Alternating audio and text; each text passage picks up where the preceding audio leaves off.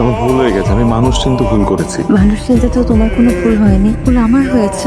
আমি যে কেন তোমাকে বিয়ে করতে রাজি হয়েছি। প্লিজ আমাকে ক্ষমা করে দাও। আর মানুষ মহৎ হয় তখন যখন সে মাফ করতে পারে। তুই তো আমার বউ, তুমি আমাকে তো মাফ করে দাও না প্লিজ। আমি আর কখনো এই ধরনের ভুল করবো না, আই প্রমিস। এমন প্রমিস করো না যেটা তুমি রাখতে পারবে না। আমি পারবো, একটা সুযোগ দিয়ে দেখো আমাকে। আমি এখন বুঝতে পারছি যে আল্লাহ তাআলা বিয়ে কেন নিজের হাতে রেখেছে।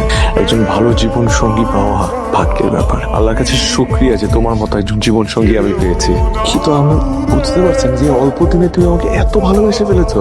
অল্প দিনে আমি তো তোমাকে সেই স্কুল লাইফ থেকে পছন্দ করি। তুমি জানো, আমার স্বপ্ন ছিল আমার বউর সাথে আমি সমুদ্র দেখবো, অরণ্যে যাব, টঙের দোকানে বসে চা খাবো, ল্যাম্প পোস্টের আলো হাতে হাত রেখে রাস্তা ধরে হেঁটে বেড়াবো।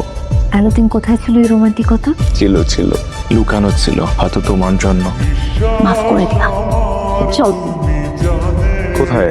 ল্যাম্পপোস্টের আলোয় হাতে হাত রেখে সারা শহর আমরা ঘুরে বেড়াবো আর টঙের দোকানে চা খাবো। তাই বলে এখন? আজকের থেকে আমাদের দুজনের সব স্বপ্ন আমরা একসাথে পূরণ করবো।